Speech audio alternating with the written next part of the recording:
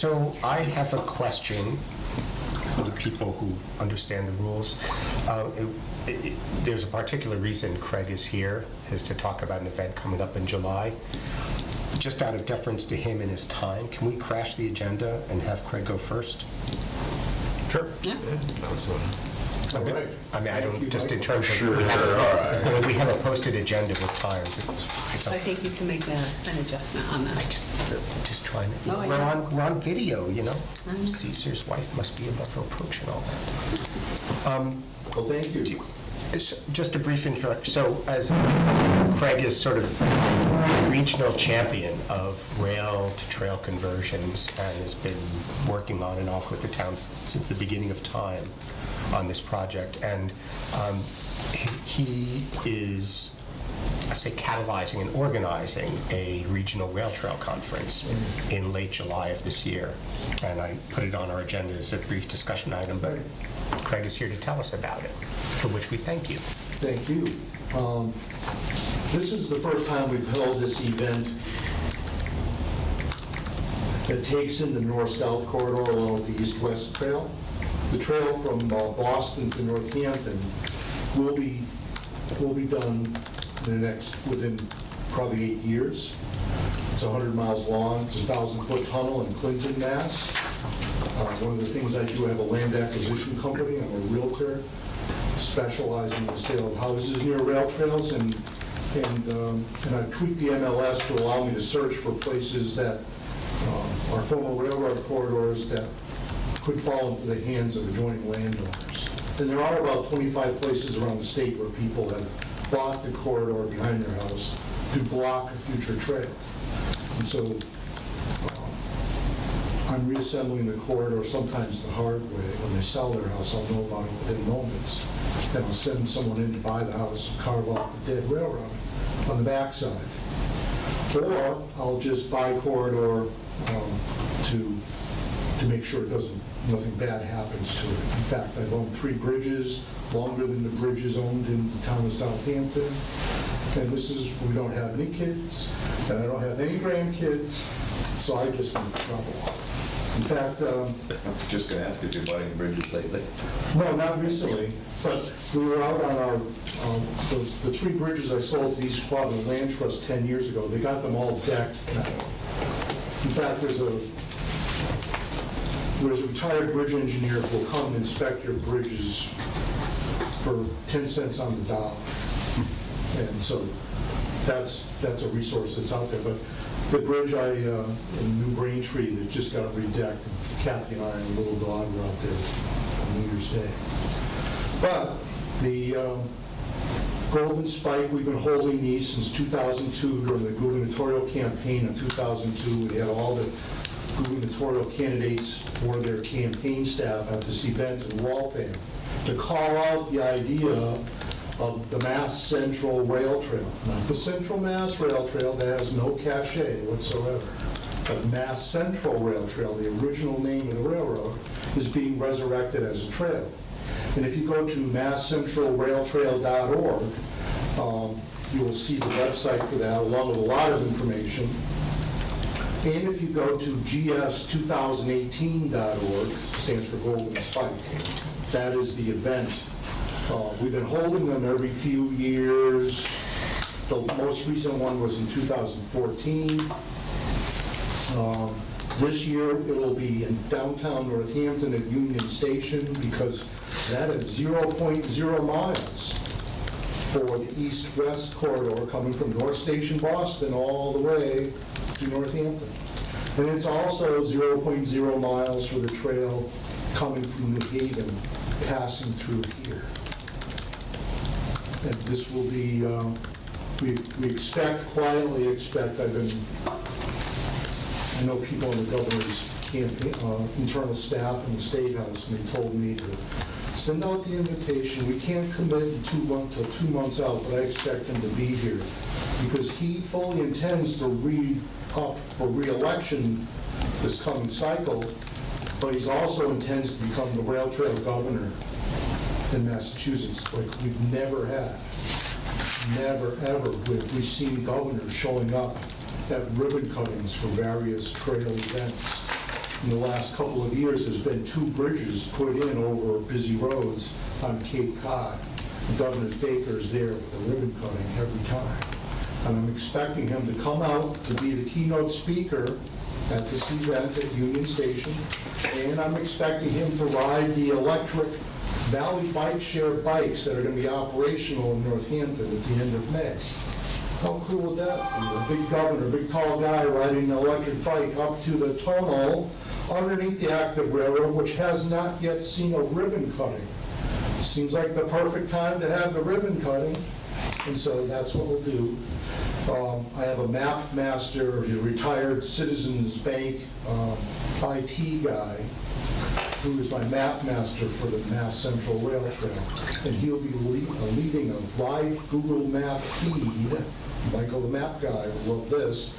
Across the state, tied in with a lineup of people in the correct order to talk 1 or 2 minutes about their town and their good news and what's going on there. And marching across the state and then turning left at Northampton and going down, passing through Southampton. So I hope all of you can come. It'll be a fun event. We have 15 walking and biking tours going on that day. And we expect at least 150 at the inside event, and maybe a couple hundred more at the outdoor events. There you go. Thank you. Thank you for all your hard work. And by the way, I just sold a house that's adjoining the dead railroad corridor here in Southampton on Jonathan Judd Circle. That was formerly owned by some folks that were opposed to the trail. They've now moved to be 2 blocks away from a future trail in Framingham. There's over 200 projects underway with miles of us. Our friend down the street here that was out east and Oh, yeah. Moved out His here. ex-wife still lives there. And their house's value is quadrupled since then. So Craig thank you very much. Do you have an ask for us, aside from I having want you to come and tell your saga. You are the last piece in this corridor, and you're marching forward. Congratulations to you all.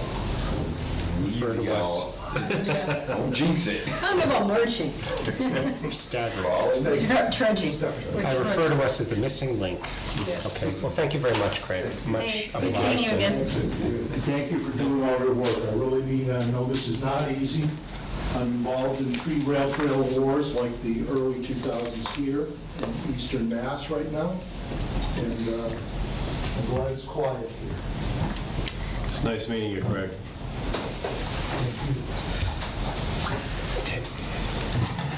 So, next up on the agenda was going to be discussion of the 2 Taiwan reports, to be led by Doric, who had a conflict that emerged last minute. Nope, he's not hiding under the table. So I'm just gonna, I've been over both reports, knowing Doric wasn't here, and if you just go back to the minutes from our last meeting, I just want to point out 2 things, because the reports, as far as I can tell, are not done. Still. They're not done. No, it's something to behold. So if you look, please go to the middle of the middle of the minutes where it says action. Mr. Dodds will contact Paul Boya. Folio. Thank you. So item 3 there is to get updated maps to show full limits of the investigation. Well, I have their revised report. I went over their revised report today, and they show the rail corridor running to the Southampton-Westfield border. Bit far. Bit far. So, Last time it was only to Route 10. they're homing in. Right. It's a trial and error. Getting So, closer. we can't, to my mind, we can't approve that till it's corrected. So, second, go to the next action. Mr. Dodds will contact Craig French at Taiwan, request their disclaimer that there may be additional culverts, just for the sake of accuracy. That disclaimer, to my knowledge, has not been added. So I'll have my people call Doric's people, who will call Paul and Craig's people. And I'm assuming that at our next meeting, we'll finally be able to vote these, bless them, so that we can pass them on to Ed and the select board. So it's Craig French that you've been working with at Tyne Bond? Yeah, Dork Dodds, our seventh member, has been our point person. He's been working with Craig on the review of the bridges and culverts, and Paul on the Phase 1 review. So it's just dotting i's and crossing t's, but for the money, they need to be right. So let me make a note. Since I'm taking minutes, I just have to type for a second. Can I, it's a little off point, I guess, but you reminded me only because of the section that you're talking about.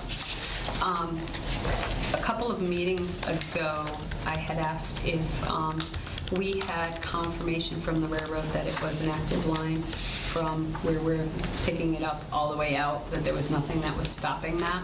And I was told that it was, but I thought we were asking Katie to confirm that. Can we get something in writing that says that? I'm sorry, is the question whether it's whether we're dealing with an interstate line? Because I remember that was a question. Yeah, that's uninterrupted. It can't have pieces that are sold out in the middle of it that would prevent it from connecting to us. So the point of the rail banking is that it could be reactivated, so it has to be able to continue beyond us Okay. to become an interstate line. And when we had discussed that, we were going to get her to clarify or get confirmation from the railroad that that was in fact an uninterrupted line from the point we're going across state line.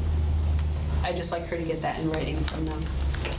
Okay, would you do me a favor, again, for the sake of clarity, could you either scribble your question on a cocktail napkin right now, or email me your I'll question? email you the And I'll question. forward it to Katie? Yeah, I Just to again, get- I like just to so have it can be- paper trail. Absolutely, but just so it can be precise, otherwise I'll muddle it. Yep. And I apologize for the diversion, just because of the area you were talking about. There's that one property that always concerns me. Okay, bear with me, please, for a moment.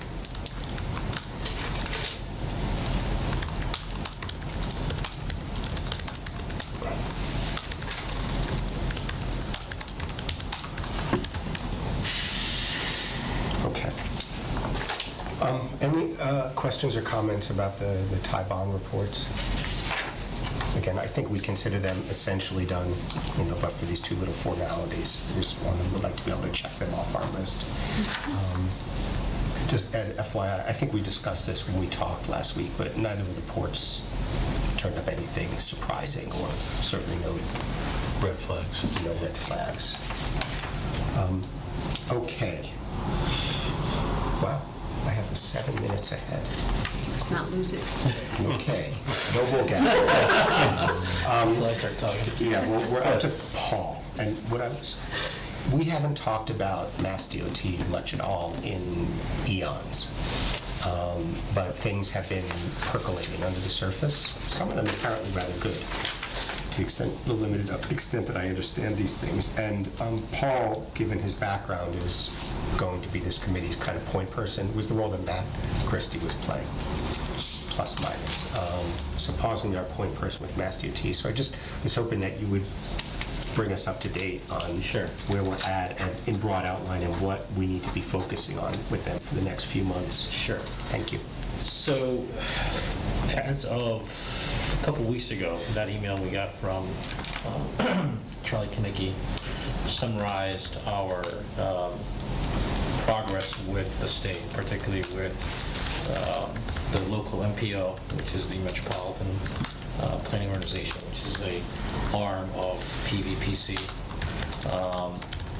that oversees transportation projects in this area, this Pioneer Valley. They had given us basically a green light to move forward with this project for a $6 million future funding that's going to be between 2019 and 2023.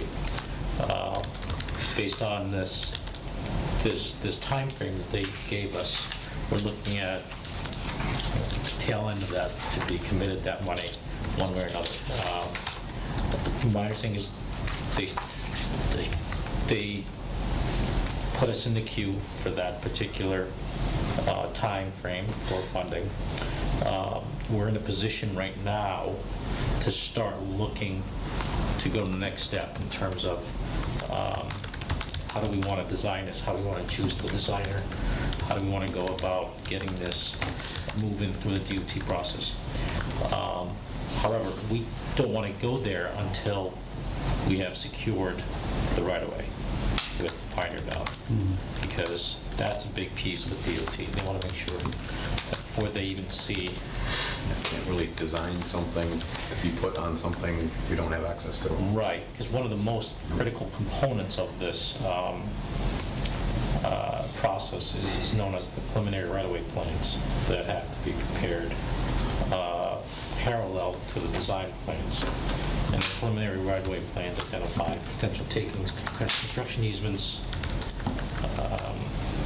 any permanent easements that might be proposed to go forward with the project. And that's a critical part, and that can't be done until the right-of-way has been secured with the owner. So that's the hurdle that we're at right now. So I guess that's the pivot point that we're at in terms of moving forward with procuring the project to a designer. Can I ask a couple questions? Sure. So, and it's more just for my own edification, Sure. because I don't deal with DOT. Try not to. This $6 million, is that like a budget that this is coming from, or is that a budget for us? That's a great question. The $6 million is basically the lump sum that will be split mostly to the town. Typically, what happens is DOT takes a share of that. Okay. And Where does the money come from? it's from the tip. It's from the tip, it comes from a combination of federal and state fund. Is it highway funding? Is that basically what that line? Yes. Okay. It's a mixture of different monies that the state is obligated to spend on certain projects, from rail trails to, this is not the case, but there could be some funds for CMAQ, which is congestion management, Okay. things of that nature. So So it's like gas tax monies and Yeah. all those kinds of right, bits and pieces. right. There's also funds from HSIP, which is a highway safety improvement project type of funding source that gives money towards improving safety at locations, which could be potentially used if we ever had a study that said, just shooting this out there, that East Street was an issue where the crossing is with the rail line, that would warrant some safety pedestrian improvements. I don't see that being the case, hypothetically speaking. Right. That's something that can be used towards So it's that. almost like the CPA of transportation. Yeah, in a nutshell. So part of the money goes to the town, part goes to DOT to sort of manage this? Yeah, so DOT, and I don't know the exact number, but when I heard this number in the past, I heard it was like somewhere around 10%. I don't know if that's the case. And what they tend to do is use that money for their staff to manage it. Administrative fees. Administrative, but also construction observations as well. They usually have their own Oversight. Right. MassDOT employee that's out there administering. And then that money is used, you said from 2019 to 2023. Is it allotted, it has to be used within that time frame, or is there a certain amount per year that's No. given, or? No, it's actually money that is committed at the end of that time frame. So, for example, we wouldn't be able to use that money for anything except construction. Right. Can't be used for design, can't be used for survey, can't be used anything related to procurement. It's only for construction. That was, I mean, my question is, isn't this a little bit getting ahead of ourselves here? No, this is how it works. Because it's a few years out. It's You almost So- have to. it's a state thing, so it moves at the speed of state. Right, and the tip is a 5-year window. Sure, Program, sure, so- sure. But we have a bunch of other stuff to do before we can use that money. Right. Right, well, the first thing would be to find funds for design. Because if you don't get it to 75% design, you can kiss that $6 million Right. goodbye. That's the first piece of the puzzle. Because it's only for construction, so you can't use it for acquisition right away. Well, you could actually use it for acquisition as Oh. well. You can. Oh, That's my understanding is you can. So, So can But we, we can't even design it unless we acquire it first. correct. So, Well, you can't submit it until you acquire it. Right. Technically. so how, if you can't submit it till you acquire it, how would you use it for acquisition? When the project is ready to be constructed, before it's ready to be constructed, so after the 25% submittal, what happens is there's a appraisal that's done, that the town hires a consultant to appraise property takings. Oh, so it could be used for the acquisition as in the taking side As of in the it, taking not, side. okay, all right, oh, butters and such. Right. yeah. I Okay, see. got it. So, sorry about that, I made that clear, in terms of the temporary easements and permanent easements. Got it. So the funds, I'm trying to send it, the funds don't need to be expended by 12/31/23. Is that, or do they? No, they don't have to be by that time. What happens is, that date, typically, when they give you a period of time that ranges 5 years, you're, for the most part, going to get that money at the very end of that. So basically, that's when you expect to finish your plans and put this out to bid through a DOT process for a contractor selection. So that's when you can start extracting those funds. However, and I doubt this is ever going to happen with this project because of the size of it. But sometimes what happens is they might have leftover funds from projects that never made it to construction in years past. That might bump your project up to the list, so. So it could come sooner, Potentially, but but don't hold your breath. I would say that's a very unlikely condition. I've only seen it once, maybe, on Okay. one of my projects. So. Okay, so, oh, I'm sorry. Well, I was just going to say then, to Colby's point, we have to deal with the acquisition portion of it and getting the design portion of it before we can access the construction portion of it. That would be queued up as the construction portion of it. Correct. Okay.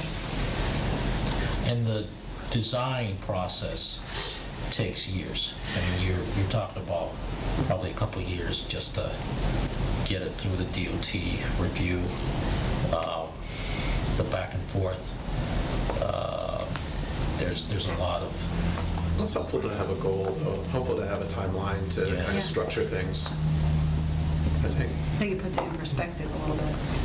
It's that usually you're chasing that money, and a lot of times you're actually expending design funds to get it on the tip, and you don't know if it will. Right. At least at this case, you know that they've already started with amount of money out there, so that's a good sign. Is $6 million what it would cost? Do we have any concept of, is that even in a ballpark of where we are? If you go according to the, I was actually quite serious. Really good question. I've got somewhat of an answer for you. If you go by pairs or pars, or however you say that company that may or may not be defunct, they did the feasibility study. If you go with the Cadillac version of the trail, which a lot of it was a dual trail, one paved and one, For horses, Not paved. equestrian trail. it was $1 million a mile. And we have 5 miles? All right, so, So, and then you talk overages. and that Is that was result? 20 years ago or whatever. I was going to say, then you take whenever they estimated that, you add anywhere from 50%. Or you add 10 to 15% per year escalation cost onto it. Okay, and how old is that? I don't know. Yeah. So, sorry to be disagreeable, I remember 2 million a mile and change for the caddy. Okay. Well, that's very disappointing. I could do a quick and dirty rundown of what minus the structural cost, because that's another category of my expertise, but which I don't have. But in terms of the pure earthwork paving, that's a pretty easy number to come up with. Yeah, just to see if that's See if even, that still is, but it wouldn't have gotten that far. This project would not have gotten this far without some surety on that number. However, I've seen projects where they go into the Mass DOT with a budget of 1.2 million, and it turns into 5 million. So, that's how things happen, because what happens is, the scope gets expanded by the state. Right. They want to see other things picked up. They want something else to be done that wasn't considered. And what PAR did, frankly, I mean, they're shooting kind of, at a dartboard in a way that they don't understand full issues with the corridor. It was a $25,000 feasibility study. Right. so if we start it with the 6 million, and then DOT starts adding this stuff in, and it starts escalating, do they kick in that money? Is this recording? Should I stop asking my questions? No, they work with the town, the communities to come up with those funds. Either, what I've seen in the past where projects have run over and they've worked to fund the overages one way or another. Okay. The one thing that I will say that the town should be aware of is that at the end of the day, the town is liable for overages that exceed 10% once construction starts and ends. So if something happens, let's say the project goes out to, this is the big issue with the DOT projects, is that, let's say the engineer's estimate comes out to 5 million and low bid comes out to 4.5. Well, now the town is on the hook for anything that's 10% over 4.5, even though your engineer said it could be 5. So point being is, there's some risk to the town in excess of 10% in terms of the construction work that's being done. So Paul, can you talk just briefly, it doesn't have to be super brief, we've got a few minutes, but could you just talk about what very concretely we should be working on in the next few months? First and foremost, the agreement. Well, I mean specifically, we're crystal clear on the agreement. Right. But in terms of our relationship with Mass DOT, in terms of beginning to think about a design process, what concretely do we need to be doing?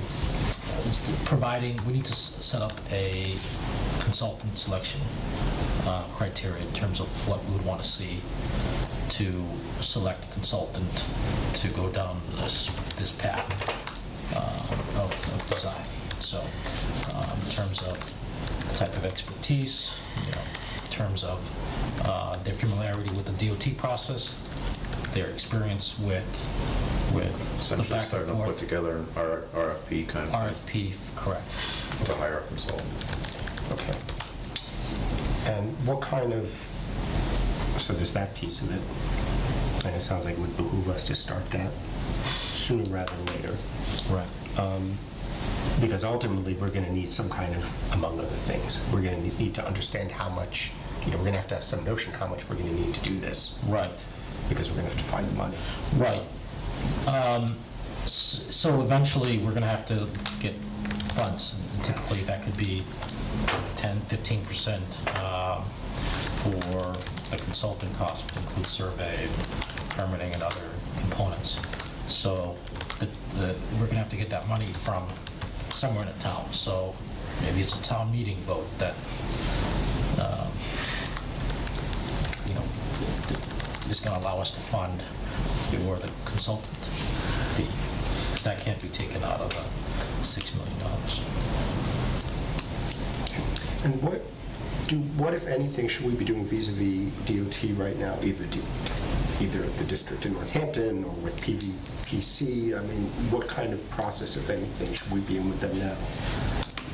Outside of trying to get the agreement secured, there's not a whole lot that we need to do. What I would recommend is reaching out to Rich Massey, who's the projects coordinator at District 2, because he's sort of the quarterback of the DOT project process in District 2. So he's the guy that we would want to work with, just to say, okay, this is what we're working on. We're planning on having a consultant selected by so and such date.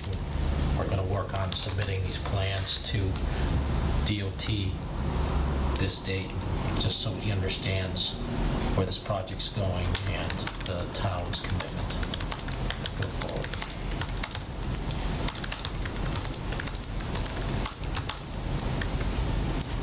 Okay. So I have a request.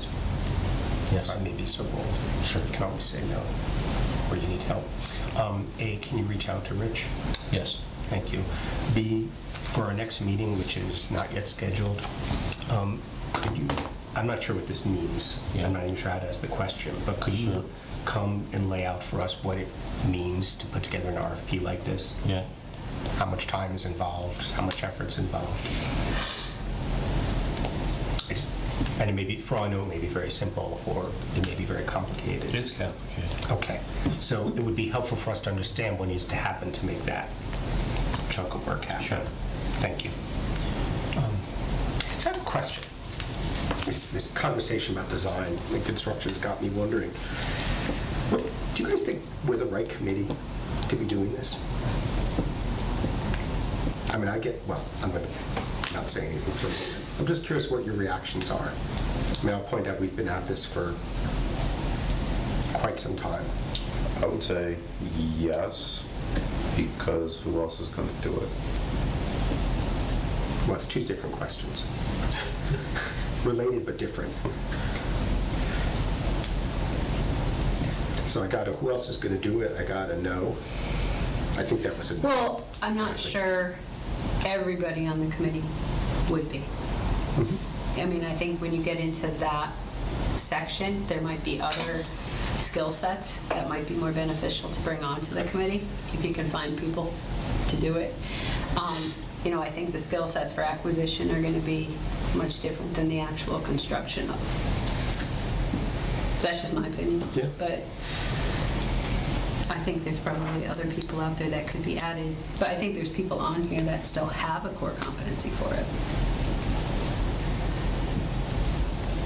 Well, as far as reviewing RFPs, I mean, I wish I had had a chance to review the Time Bond RFP, because it, like, after the fact, things were discovered, it was like pretty light. I respond to government RFPs all the time, and I was sort of surprised by how different ours was from the standard fare. And I don't know what it takes to put together a design RFP per se. I don't work in design. I don't know what is unique about that, but They can range from very simple to very complicated. Right. I've seen a whole, a wide array of basic one-pager to 50 pages and, a draft contract. So, Yeah, my question was actually more broad. It was, it's not just about putting together an RFP. Is this the right committee to, lead the town through a, N-year-long process of bidding this out and actually overseeing a design? And I'm probably asking that out of my own self-concept, which, according to which I'm absolutely useless for something like that. Well, I'll take some of the pressure off you when it gets to the level of the RFP. Basically, it'll be my job to put that together with some input from this committee.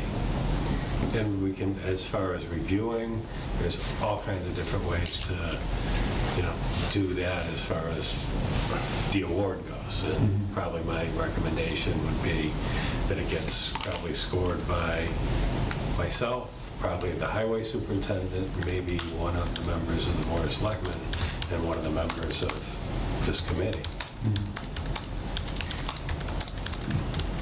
It's scored on a points basis.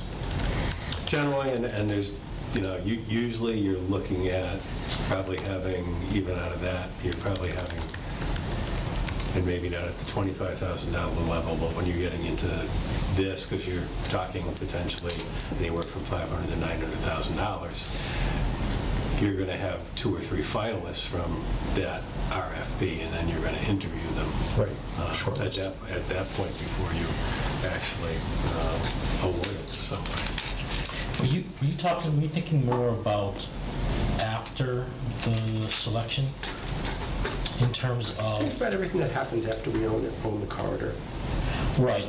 Well, what I've seen in terms of some communities on a slew of other types of projects, from city streetscape downtown projects to projects that are run by a committee that starts by committee. A lot of times it's transitioned to the town administrator, the town manager, select board, or there's still like a subcommittee that could be involved, that is involved in the review process as well, because a lot of times when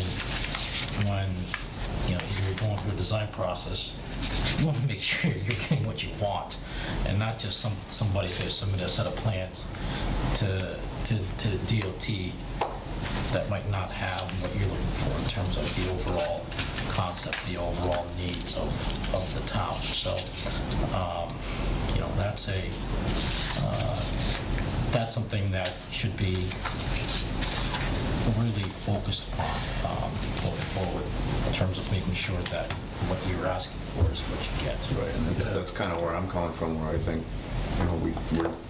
we're pretty good for that, because, we're here doing this, and a bunch of us have been for quite a long time, so we're vested in the project, the concept of the project. So, to your point, to see that we get what the vision's been and become and stuff like that, versus a fancy sidewalk.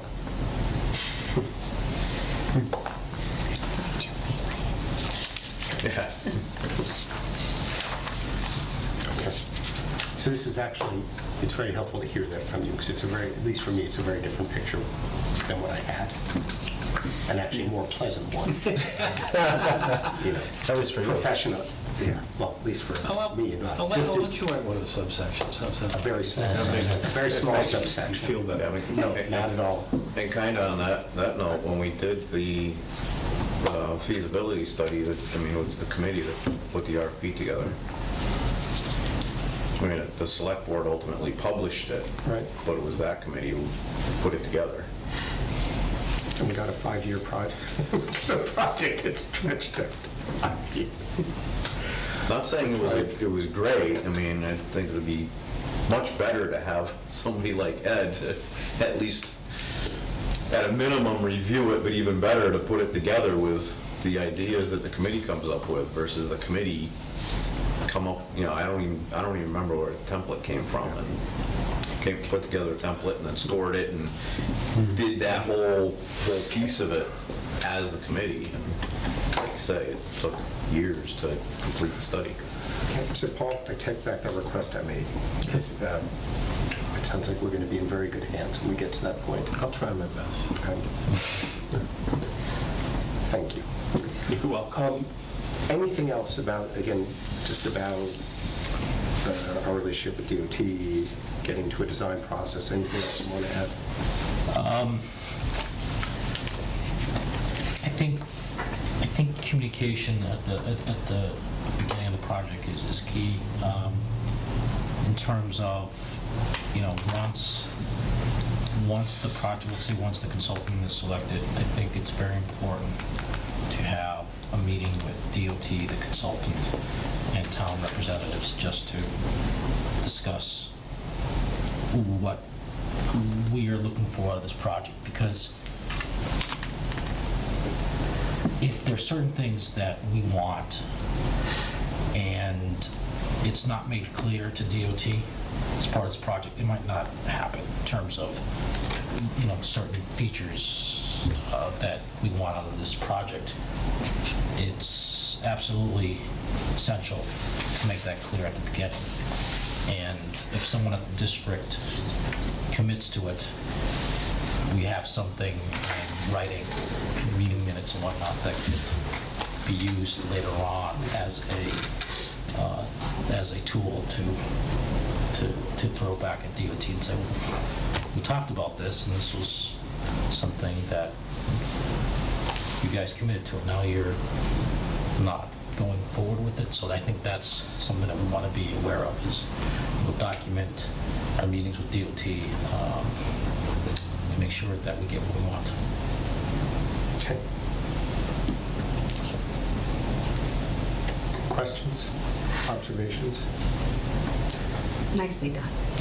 Thanks, Paul. Okay, the next bit, see, now we're 8 minutes behind, sorry, guys. This is Paul again. At the last meeting, we sort of briefly discussed the question about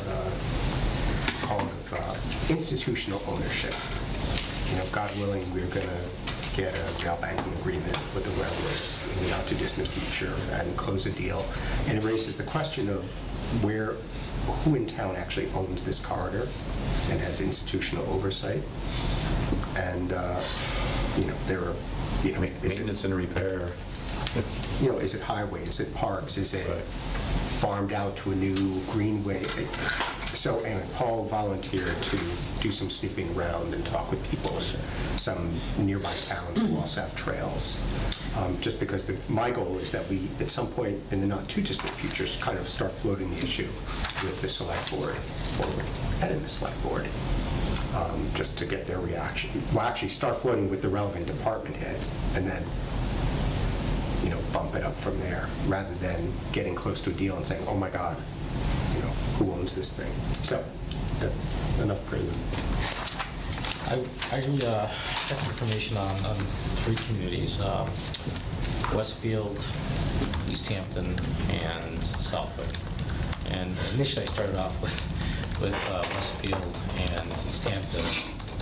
I was asked to look into other communities that are similar to us, and Southwick was the last one that I looked into. And bottom line is, Southwick has a DPW department that has a parks division that is in charge of the maintenance and the activities or upkeep of the facility in town. And the way that it works is they were given basically additional budget, town budget, roughly $6,000 to $7,000 a year for mowing and upkeep of the trail. There's also a Friends of the Trail group in Southwick as well that work on fundraising and other activities and occasional cleanups and things of that sort that promote the trail and whatnot.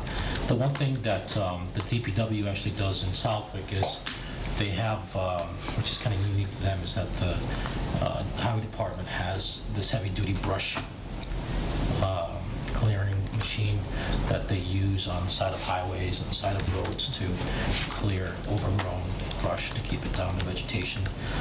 That's one of the items that the DPW does outside of the Parks Department in terms of mowing and other activities that is necessary for regular maintenance. Similar in Westfield, they have a DPW department that's responsible for the maintenance of it and overall upkeep. So I'm not familiar with the budget in Westfield. It's different, but I know that they have a similar Friends group as well that's quite involved to promote and clean up as well. So I can talk more, but someone tells me we don't want to be hearing my voice. Just want to hear what you found. So it's essentially DPWs. Essentially parks and. Yeah, parks, yeah. Yeah. What is East Hampton? DPW. Do they? Because I know their Friends group does a couple of annual cleanups with that too, and they have abutters that have taken on sections of their trail too. They actually have people that live along that will go out Like and it? that mow it and have, that's their contribution. Well, there's They mow several it. large apartment complexes directly abutting. It Yeah. would be in the property owner's interest to make that as attractive as possible. I don't know, I know a couple of them that they go out and they mow their little sections of the trail, keep it up. And I know the Friends group does a Do they couple. move their pool out of the way? The pool. And Northampton, I know, does the DPW. I had talked to them a number of years back, and their DPW was the one that took over. I don't know if they even have a Friends group, but their DPW I was in think they do. charge I of the saw their maintenance. website the other Do day. they? Yeah. But it seems like most are a combination of the two in some way. Right. No, if you can get an active Friends group, whether it's, picking up trash or doing fundraising Yeah. or whatever, it's. an Hand out add- water an- bottles Yeah, and reflectors. yeah, and it's an added plus, there's no Yeah. doubt about it. But as far as finding somebody for maintenance, you want to find a department within your town that has equipment to do that type Right. of stuff. Yeah. So, you wouldn't take and give the oversight and the maintenance responsibility to a park and rec that in a particular town, all they did was plan programming and had no ability Right. to do Yeah. maintenance. Right. So- Yeah, if a tree falls down on the corridor, you need someone with the Right. stuff to get it out of there. Yeah, exactly. So in our case, it's DPW or In this DPW. case, It's highway, yeah, in this Yeah. case, it's highway, so. With each of the towns, did they bump up the DPW budget to accommodate that? Yeah. Well, in Southampton, they got about $7,000 more. Okay. Do you know about Westfield or East Hampton? I didn't get those numbers, but I can look into that. But Just curious as to how much they allocated. We know how our budgets go. don't tell Randall. Start with, No. how much do you want? How much do you want? Yeah, kind of on that, the monies wise, how do the Friends groups work in conjunction financially with municipalities? It's a totally separate arm. They might pretty much raise the funds on their own, and then how they supplement that can be a combination of what they would like to do and what the town may ask of them. Okay, can you support this, or can you support that? And, Right, but it's not like they can raise funds and funnel it to the highway department to mow, No. because it's, Yeah. Can they be there set, isn't a mechanism for that. I didn't think there was, but. can they be set up as 501c3s? They can, however, just remember that that's usually a fairly expensive proposition to do that, because you need, unless you can find somebody within the group itself, CPA and a lawyer. Right. Yeah, so those are the two Right. expensive pieces of it. Our Friends group, But by doing that, the one advantage of doing that is the fact that if I ask the question, if I give you $500, is it tax deductible? Right. So Well, because it's, that's the yeah, plus. kind of gets that generated. And then they can use the money for like amenities? Is that what they traditionally do, like signage? Yeah. Or fountains or some sort of prettiness? Yeah, or all of a Instead sudden, of- for some reason, it could even be, geez, we'd like a guardrail or something Right. like that in this particular area because there's an embankment there or whatever, Right. or something to slow it down and improve where it crosses the street, so. Okay, instead of outright like mowing or general Right. ongoing maintenance, they Right. could do sort of these other prettiness. Add-ons, yeah. and those are treated as a gift to the town, I assume? They might even just go out and Do it.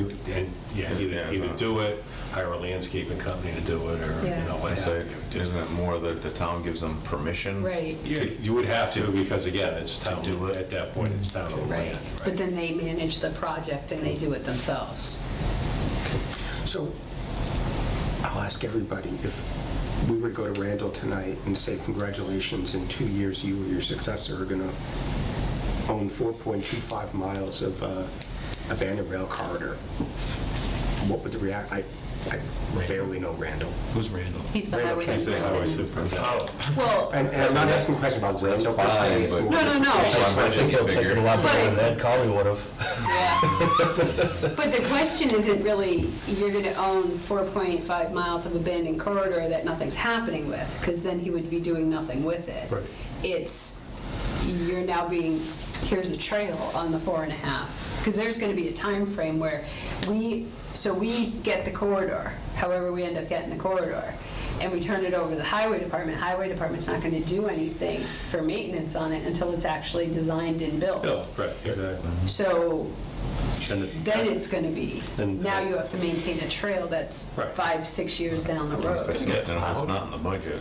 Right, and Right. at that point, it becomes, Yeah. it's like, If it's it's our not budgeted, responsibility it's to not tell budgeted. Randall that, yeah, you're gonna not only inherit this, but It's your journey. well, in theory, and I'll say that a little bit tongue-in-cheek, just dealing with the budget I'm dealing with this year, theoretically, that conversation goes, okay, you're going to have 2.5 miles of bike trail, we expect it to be, mowed, maintained, blah, blah, blah. What is your best guesstimate to Right. man hours, any special equipment that you might not already have, and then what can we put in the budget for that to be maintained? And then that goes before town meeting. Right, exactly.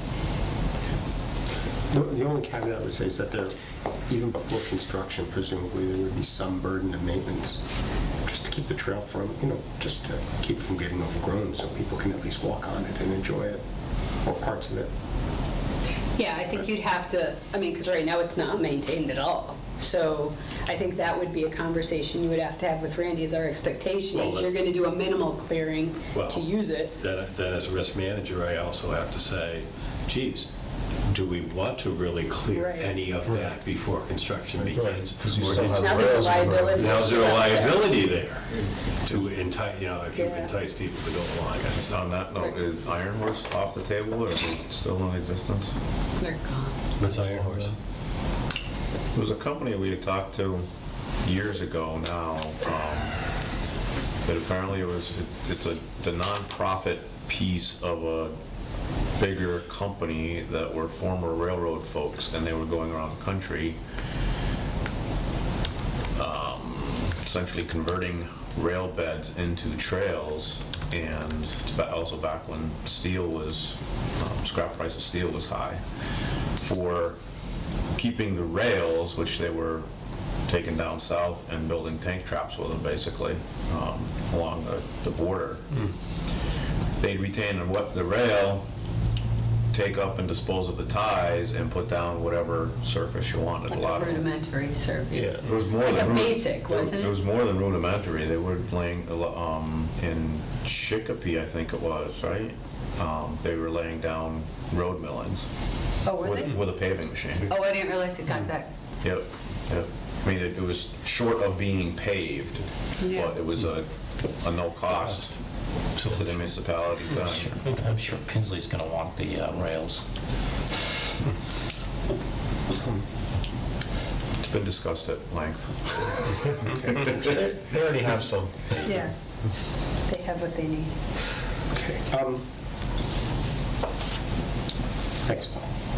So, so based on what I'm hearing, this all actually sounds fairly straightforward. There seems to be one model that is more or less consistently applied, at least in this region. So Yeah, it's kind of simplifies a the no-brainer conversation. because you need to have the equipment to maintain Right.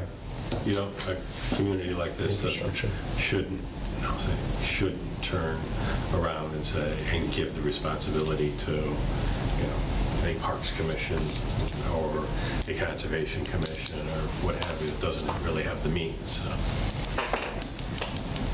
That's not fair.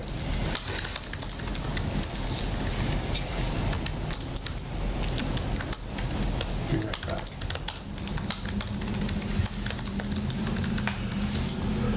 Okay. Thanks, Paul.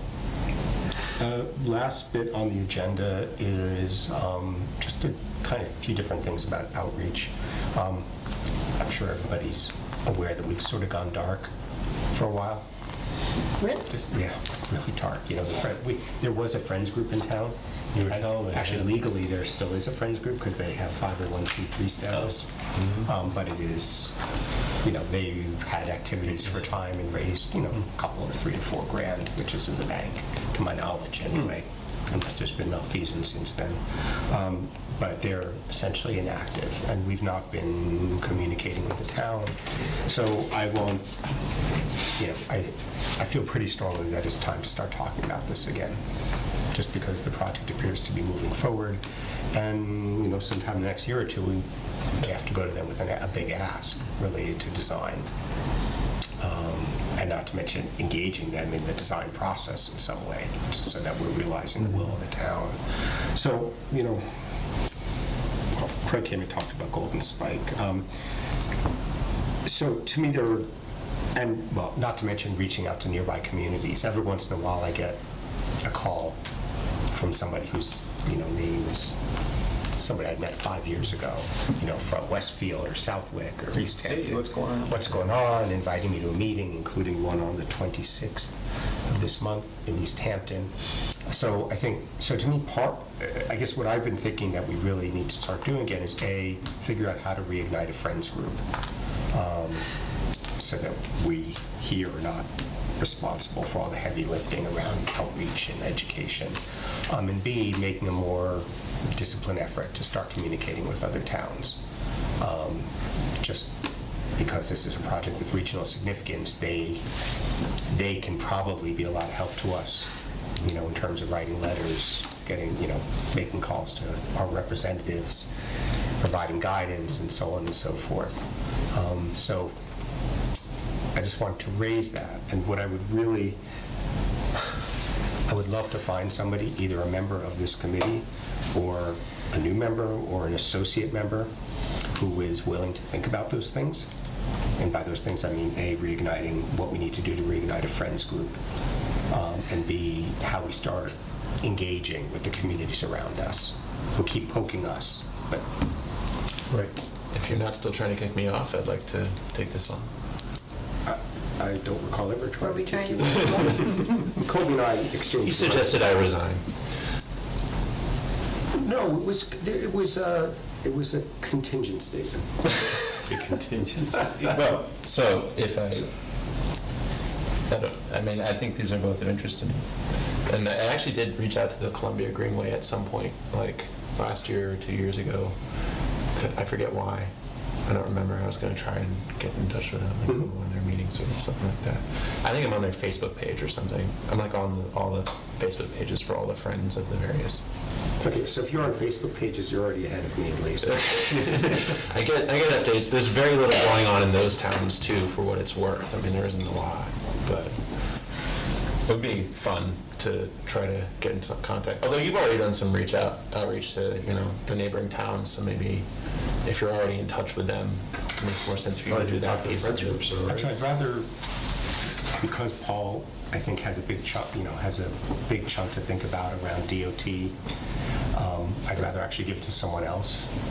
Yeah, I used to do that MPO process for CMAQ project selection in Minnesota, but I don't know anything about Massachusetts, so. So, I mean, if you want to take that on, Yeah, sure. would you also be willing to see, I mean, I can give you lots of phone numbers to see what can be done to reignite a Friends group. So that's the part I feel just because I've been in town for such a limited time. I moved here in 2013, so I don't have an extensive network in town. You know, it might be a fun way to meet people, but I don't know a ton of people. Okay, so tell you what, if you'll take on, starting with, if possible, meeting on East Hampton on the 26th. What time? Oh, it's funny, I might just have, you know, it's buried in my notes, I can get it to you. And if you can't go, we'll, I see already my wife has the day off, so that's... is that the good news or the bad news? It may make it more feasible for me to go to an evening meeting. That would be lovely. Yeah. Yeah, I mean, you got to realize that these things tend to be, you know, all these Friends meetings, and they're always in the evenings. 'Cause Yeah, that's the hard when part. we're all free. Yeah. I would think it'd be easier to, not that we should delay it till then, but that the Friends group will come back to life easier once it's acquired. That's what I was thinking. Yeah. Once you I own would it, think that's then kind of you know, with why it's kind of Or stopped at off. least It's- close to it's being, just- very close to being. Yeah. Yeah, I mean, we're close now. We But- know that, but the public doesn't know that, you know, once, you know, because it just seems to me, it's like, well, Still too amorphous. yeah, okay, sure, yep, it's gonna happen I thought maybe you had something 3 years ago. sometime. Yeah, Right. that's what I would be leery You know. about getting too far with activating them at this point, is the railroad could take another year to get there, and then we've got a group that's kind of like chomping at the bit, and they're going to fizzle out again. You're right. So I think. The boy who well, cried because- wolf kind of. Yeah, because they went That's a through good this. point. I wasn't Yeah, they went thinking through that. this, and it sort of got ratcheted back, and there's these ebbs and flows that keep happening. Mm-hmm. I think maybe if we lay the groundwork, sort of just getting people quietly up to speed, but do a big push once we're kind of really on track with where we're going, or very close to it at that point. 'Cause I don't And then remember have when them- we started the Friends group. Well, when I was on in 2010, we started a Friends group. We had a Facebook page for it and everything, and then it Essentially, sort it's of town went funding, And down. I think we sorry? started It before was that. essentially to get the town. Yeah, without the Friends, we would not have Right. won that vote. Yeah, I mean, even this committee kind of spawned from the Friends group. Right, that's right, you had a Friends group before Because we this had a group. Friends group, and that members of the Friends group, and it got, I don't know, tenuous isn't the right word, but then there was the feasibility committee that was made up of members of the Friends group. So Right. it was, be having a Friends group meeting, and it's like, okay, we can't be talking feasibility committee stuff. Right. You know, it's like, report on it, but Right. not have that meeting, you know, keeping the two separate, even though it's a lot of the same faces, you know. But, like I say, I don't even remember what year that was. Right, well, that was even before the 2010 group. Yeah. That was long It was way before before I that. had kids. There you go. I would hate to see them sort of get I don't think I was I'm back married in yet. and I'm sold. back I down. mean, if everybody else, I mean, I saw other people nodding, so I can totally let I the hadn't Friends thought of group that know. piece of it, I was If just. it's, I mean, once we have a signed letter, it'd be I'm easier. going to pop out a group email to people who used to be Yeah. involved in the Friends. See what Yeah, happens. I would do that, but I just wouldn't push No, them so far totally right. at that point, yeah. And Colby, what I'll do is I'll get you some names and numbers. And For what? Just in terms of people in, I'm sorry, in terms of people in surrounding communities. Okay. Who've been in touch with me. Okay. This meeting I alluded to is February 26th. I don't know what day of the week that is. Monday. It's Monday. At the town office, city offices of East Hampton, 7 PM. AKA the old tie and And bond. I can get you particulars. Is that what we used to do there? Yeah, Lisa? tie and bond. Yeah, I didn't realize that. Yep, The one on Payson? yep, Thank in the you. corner of Payson. Yeah. Payson and Williston. So 7 PM? Yep. And who is it with? Is it the Friends group? Geez, you want all the details. All right, just email me. No, it's the next, oh God, it's the next Man-Hand Rail Trail Committee, but it will be more than the Man-Hand Rail Trail. So Craig will be there with some of his associates, for example. So just, you know, let them know you're coming. I'm sure they'll give you 5 minutes to talk about where we're at. I'll try not to bludgeon it. Is Barbara LeBombard going to be there? She was very involved in don't their know. Manhattan Trail. I do not know. Her name is not in here. Okay. I mean, is there anything specific that we would be trying to learn along the lines of what Paul's already done? Not yet. No, just say hi, be sociable. Yeah, I mean, I feel this is, I've been terribly lazy about it, because I've gotten a fair number of invites over the years, and I often just don't go, because we haven't had anything to report. Right. But I think we're at a point where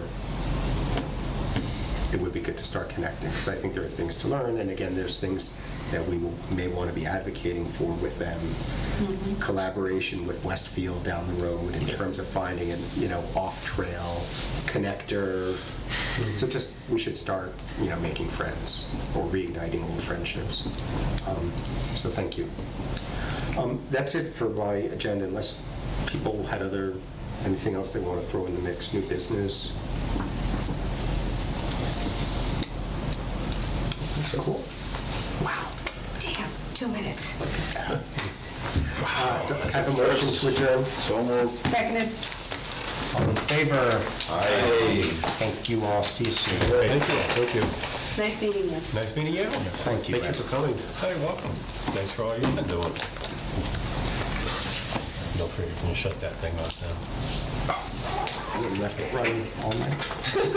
And the committee really goes dark. Has it ever been on, ever, when we've been meeting? No recollection. So red is